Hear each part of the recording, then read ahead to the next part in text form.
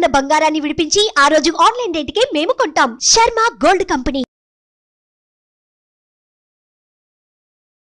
కేవలము కూడా ఇది రాజకీయ పరంగా ఉండేటువంటి అంటే ఒక వ్యక్తికి సంబంధించిన విషయాన్ని రాజకీయం పూసి దాన్ని ఎంత పెద్దది చేస్తారనే విషయం మన కళ్ళతోటి రోజులలోనే చూస్తాం. నెలలు సంవత్సరాలు కాదమ్మా, దశాబ్దాలు కాదు, రోజులలోనే చూసేటువంటి అవకాశాలు 200% ఉన్నాయి.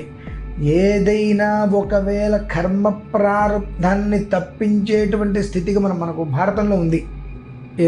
కర్ణుణ్ణి యుద్ధం వద్దు నీకు అని ఆపిచ్చేద్దాం ప్రయత్నం చేస్తే యుద్ధం జరగక తప్పదు కృష్ణ.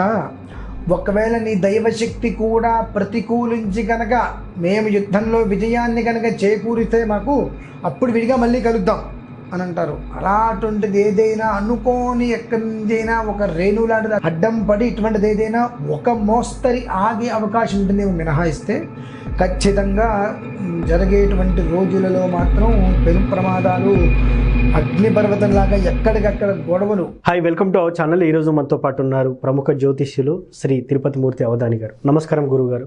ఓం అరుణాచలేశ్వరాయ నమః. సార్, ఇటీవలే మీరు ఒక ఎపిసోడ్ అయితే చేస్తున్నారు. సో ఒక తెలంగాణలో ఒక మహిళకు శ్రీకృష్ణ జన్మస్థానం తప్పదు, సో అది ఖచ్చితంగా జరుగుతుంది అని చెప్పారు. మీరు ఎలా చెప్తారు ఆ విషయాన్ని? అసలు అంటే ఈ జాతకాన్ని విశ్లేషించి చెప్తున్నారు, లేకపోతే దీని ఆధారంగా బేస్ చేసుకొని మీరు చెప్తున్నారు? మీరు ఎలా చెబుతారు అంటే నాకు చెప్పడానికి అర్హత లేదు అనుకుంటారా? అంటే నేను అర్హత లేదని కాదు, అంటే మీరు ఎలా చెప్పారు అంటే ప్రముఖ అంటే ఇప్పుడు న్యాయస్థానంలో అది జరుగుతుంది, సో మీరు ముందే ఎలా తేల్చి చెప్పగలుగుతారు? నిపుణులే అడిగినటువంటి క్వశ్చన్ అంటే మీరు అడుగుతున్నారు అంటే 2 రోజుల క్రితం చేసినటువంటి వీడియో గురించి మీరు అడుగుతున్నారు. అవును. అందులో నేను చెప్పింది ఏమిటి అంటే తెలంగాణ భవిష్యత్తు ఇప్పుడు ఎలా ఉంది అంటే యుగాది వరకు జరిగేటువంటి పరిణామాలు చెప్పుకుంటూ వస్తూ ఒక స్త్రీకి అయితే శ్రీకృష్ణ జన్మస్థానం తప్పదు అంటూ అందులో ఇంకొక మాట కూడా నేను వివరించానండి. అది కూడా మనం గమనించాలి. భారతం గురించి కూడా తీసుకుని ఒక విషయం ఏమని చెప్పానంటే అందులో భారత యుద్ధం జరగరాదు అని చెప్పి శ్రీకృష్ణ పరమాత్మ అనేక విధాలుగా ప్రయత్నం చేసి విఫలమయ్యారు. అది కళ్ళ కట్టడి కనిపిస్తుంది. ఓకే, చివరికి కర్ణుడితో అయినా సరే విషయం చెబితే కర్ణుడు ఒక్కడు యుద్ధం నుంచి వెనక్కి వెళ్తే యుద్ధం ఆగిపోతుంది అనుకుని కర్ణుడికి చెబితే అప్పుడు కర్ణుడు ఏమంటారంటే కృష్ణ కురుక్షేత్ర రణరంగం అనేటువంటిది 13 సంవత్సరాల క్రితమే సిద్ధమైంది, జరిగి తీరాల్సిందని చెప్పి. ఇప్పుడు ఆపడానికి నువ్వెవరు నేనెవరు? నిస్సంకోచంగా యుద్ధం జరిగి తీరాల్సిందే. ఒకవేళ నీ దైవశక్తి కూడా అనుకూలించిన వేరు, ప్రతికూలించిన వేరు. ఓకే, నీ దైవశక్తి కూడా ప్రతికూలించి కనుక ఏదైనా మేము గెలిచినట్లయితే మరొకసారి మళ్ళీ కలుద్దాం, అప్పుడైనా తప్పదు ఓకే అని అనేటువంటి పదార్థం అందులో ఉంది మాట. అదే విషయాన్ని మనం అక్కడ నేను వివరించడం జరిగింది. అంటే ఏదైనప్పటికీ కూడా ఖగోళ శాస్త్రరీత్యా కూడా తెలంగాణకి సంబంధించిన విషయంలో శ్రీకృష్ణ జన్మస్థానం తప్పదు అనేటువంటి మాట అప్పుడు కాదు, ఇప్పుడు కూడా అదే మాట చెప్తున్నా. అలా ఎలా చెప్తారు మీరు? అసలు కాదండి, నాకు తెలియగడుగుతాను దేని బేస్ చేసుకొని మీరు చెప్తున్నారు అసలు? కాదండి, ఇప్పుడు ఏదన్నా ఒక ఇబ్బంది వస్తుందని చెబితే ఎలా చెప్తారంటారు? ఒకవేళ చెప్పలేదు అనుకోండి, ఈ ముందే ఎందుకు చెప్పలేదంటారు. అన్నీ మీ ఇష్టాలేనండి. చెప్పిన తర్వాత అది దాని పరిణామం ఏంటంటే విషయం చూడాలి.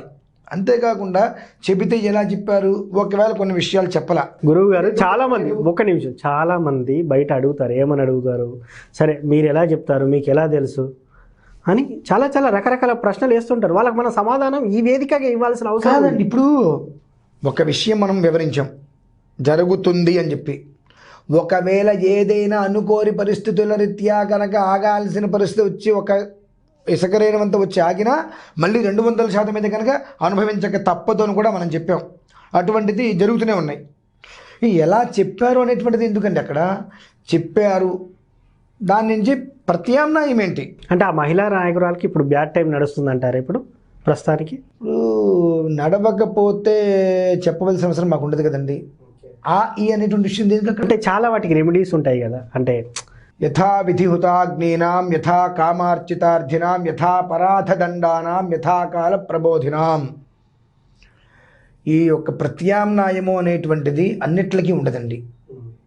ధర్మంగా మీరు ఏదైనా చేసి ఇబ్బంది పడితే అందులోంచి బయటపడడానికి ప్రత్యామ్నాయం ఉంటుంది. అధర్మంగా నేను ఏదైనా చేస్తాను నాకు ప్రత్యామ్నాయ మార్గం కావాలంటే భగవంతుడు పిచ్చి వెధవ కాదు కదా. సార్ కలియుగం అంటేనే అందరు అధర్మంగా చేసేది, దాని పరిష్కారం అనుభవించాలి. ఓకే. సో పరిష్కారం అది మీరైనా నేనైనా ఎవరైనా అనుభవించాలి. ఇప్పుడు తాత్కాలికంగా ఉపశమనాలు లభించవచ్చేమో, కానీ అది కష్టం. దీర్ఘకాలికంగా మాత్రం శిక్ష అనుభవించక తప్పదు. సో ఫైనల్గా మీరు ఏమంటారు? ఖచ్చితంగా శ్రీకృష్ణ జన్మస్థానం తప్పదని అంటారా? అన్నాను కదండి, అంటారా ఏమిటి మళ్ళీ? ఓకే అన్నారు, అన్నాను. జరుగుతుంది, చూడవచ్చు. ఓకే. ఎందువల్లంటే అది ఎవరు ఏమిటి అనే విషయం గురించి అప్రస్తుతం. అంటే తప్పించుకునే మార్గమే లేదంటారా? అంటే ఇప్పుడు మనకి ఇంత లాయర్లు ఉన్నాయి, కోర్టులు ఉన్నాయి. ఇప్పుడు తప్పించుకునే మార్గం ఉంది అంటే ఇక్కడ కూర్చొని నేను చెప్పను. ఓకే. నేను వెంగళప్పనవుతా. ఓకే. ఇప్పుడు ఖగోళ శాస్త్ర విధానాన్ని అనుసరించి జరగబోయేటువంటిది ఇలా ఉంది అని నేను చెప్పిన తర్వాత అది జరగలేదు అంటే నేను వెంగళప్పనవుతా. కోరైతే నేను వెంగళప్పని కాలేను కదండి. సో ఫైనల్గా మీరు అన్ని పరీక్షించే ఖచ్చితంగా జరిగేది ఇదే అని మీరు చెప్పేశారు. పరీక్షించవలసిన అవసరం లేదండి. అందులో ప్రతిదానికి ఒక మొదలు, ఒక మధ్య, ఒక మూలం, 3 ఉంటాయి. ఆ మూడిట్లని కూడా సమపక్షంగా చూడాలి. ఆ సమపక్షంగా చూసినప్పుడు అందులోనే దాని యొక్క విధానం తెలిసిపోతుంది. తేటతెల్లం అంటారు చూశారండి, తెలిసిపోతుంది. దీని గురించి కొన్ని విషయాలు నేను వివరంగా మాట్లాడటానికి ఇబ్బంది లేదు, కాకపోతే అనవసరం. 4 విషయాలు నేను మాట్లాడతా దీని గురించి. ఆ 4 విషయాలు నానా పెద్ద దుమారం లేపుతాయి. అవసరమా మనకు? జరగబోయేటువంటి విషయం ఇది. అది మీరు అడిగినా, ఆయన అడిగినా, ఎవరు అడిగినప్పటికీ కూడా జరగబోయేది ఇది అని చెప్పడానికి భయం ఎందుకండి? ఎవరు ఏమిటి విషయం నేను ఎప్పుడూ చెప్పలేదు, నాకు అవసరం లేదు. కాకపోతే తెలంగాణలో ఇవ్వాలి కదండి, నేను 160 సూర్యగ్రహణం చెప్పారు. సూర్యగ్రహణం తర్వాతకు దీని ప్రభావం ఎలా ఉంటుంది, చంద్రగ్రహణం సమయంలో కూడా, దీపావళి ముందు కూడా నేను దీని యొక్క ప్రభావం ఎలా ఉంటుంది 4 మాసాలు అనేటువంటిది కూడా నేను చెప్పడం జరిగింది. రాజకీయ నాయకులు గడ్డు కాలం అని చెప్పారు, నేను విన్నాను అవి. అవును. సో మరి వీటితో పాటు, అంటే ఈవిడితో పాటు ఇంకెవరికన్నా ముప్పు ఉందంటారా మరి తెలంగాణలో? సమగ్రంగా చెప్పుకోవాలి అంటే కొంతమంది విశేషమైన వాళ్ళకి చెప్పుకోలేనిటువంటి, అంటే ప్రాణాపాయ సంబంధం కూడా పొంచి ఉంది. ఆకస్మికంగా పోవచ్చు, ఇక ఏదైనా జరగచ్చు, లేదంటే కోమాలోకి వెళ్ళవచ్చు, లేదంటే ఒక పదవి నుంచి తప్పుకొని పదవి మార్పులు జరగవచ్చు. ఇటువంటివన్నీ కూడా సమగ్రంగా కనిపిస్తున్నాయి. పెద్ద సమయం కూడా ఎక్కువ లేదు. కొంతమంది పదవులైతే ఖచ్చితంగా నిర్వీర్యం అయిపోతాయి, అందులో సందేహమే లేదు. దీని గురించి మీరు ఎన్ని రకాలుగా అడిగినా ఉన్నది చెప్పడానికి మనం ఎందుకు ఆలోచించాలండి. సార్ ఫైనల్గా ఇంకో, అంటే ఒక చిన్న విషయము, శ్రీకృష్ణ జన్మస్థానం తప్పదంటున్నారు కదా, సో అక్కడి నుంచి మళ్ళీ బయటికి తొందరనే వచ్చే అవకాశం ఉందా, లేకపోతే అక్కడిని సంవత్సరాలు గడిపే అవకాశం ఉందంటారు? ఒక మొదలు ఒకసారి వెళ్ళిన తర్వాత వెంటనే వస్తే 100 ఏళ్ళ తర్వాత వస్తాయి. అంటే ఈ క్వశ్చన్ ఎందుకు అని అంటే, అది కూడా మనం డిక్లరేషన్ ఇస్తే బాగుంటుంది. అంటే నెల తర్వాత 3 నెలల డిక్లరేషన్ ఇప్పుడు వెళ్ళటం వరకు ధర్మ మార్గం కంచి, ఎప్పుడు రేపు మర్నాడు వస్తారా, గంటలో వస్తారా అనేటువంటి విషయం అప్రస్తుతం. అక్కడే ఉండిపోతారా అనేటువంటిది అప్రస్తుతమైన విషయాలు. ఇప్పుడు అక్కడ జరిగేటువంటి దాంట్లో తెలంగాణకి సంబంధించినటువంటి ప్రమాదాలు ఏ రకంగా ఇప్పుడు ఉత్పన్నమవుతున్నాయంటే ఈ రకంగా ఒక అరెస్టు. వాస్తవానికి ఇది ఒక అరెస్టుకి తెలంగాణకి సంబంధం లేదు. ఇక్కడ ఎలా ఉంటుంది అంటే ఎవరి సమస్య వాళ్ళది. నీ సమస్య నీది, నా సమస్య నాది. నేను ఏదైనా నీకు హెల్ప్ చేద్దామని వస్తే అది నాకు కూడా అంటుకుంటుంది. ఎట్లా అంటే మీరు మామూలుగా ఈ సుగంధ ద్రవ్యాల షాప్కి వెళ్తారా? వెళ్తాను. మీరు కొనకపోయినా అక్కడ వాసన వస్తుంది. అలానే ఎవరికైతే కనుక బాగా దుర్యోగము, ఇబ్బందులు అనేటువంటివో వాళ్ళతో సవాసం చేస్తే ఆ ఒక్క ఇబ్బందులు మనకు కూడా తప్పవు. ఇనుముతోటి కలిపినటువంటి సుత్తికి కూడా సమ్మేటపోతే తప్పదు అనేటువంటి సామెతలు ఉన్నాయి, పెద్దలు చెప్తుంటారు.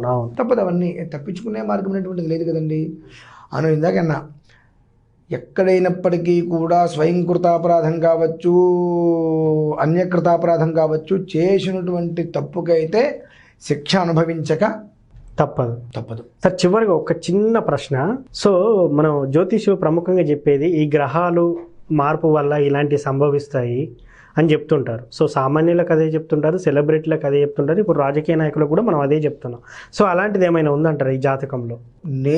నన్ను అడిగినటువంటి ప్రశ్నకి ఖగోళ శాస్త్రరీత్యా జరగబోయేటువంటి అనర్థాల గురించి నేను చెప్పాను. అంటే మీరు జాతకాన్ని బేస్ చేసుకొని చెప్పట్లేదు. ఒక మనిషి ఇప్పుడు మీ జాతకం కాదు, నా జాతకం కాదు, నన్ను అడిగింది ఇప్పుడు తెలంగాణ పరిస్థితి ఏమిటి అని అడిగిన దానికి ఖగోళ శాస్త్రానికి అనుసంధానంగా ఇప్పుడు జరిగేటువంటి తిథివార నక్షత్ర యోగ లగ్న గ్రహాలన్నింటికి దృష్టిలో ఉంచుకొని ఏం జరగబోతుంది, ఎవరు ఎలాంటి ఇబ్బందులు పడబోతున్నారు అనేటువంటి విషయాన్ని నేను చెప్పా. అది ఇంకోళ్ళు కావచ్చు వాళ్ళు కావచ్చు వీళ్ళు కావచ్చు, ఫలానా వ్యక్తి అనేటువంటి విషయం నేను చెప్పలేదు, నాకు అవసరం లేదు. కానీ స్త్రీ అనే సందేహం లేదు అందులో.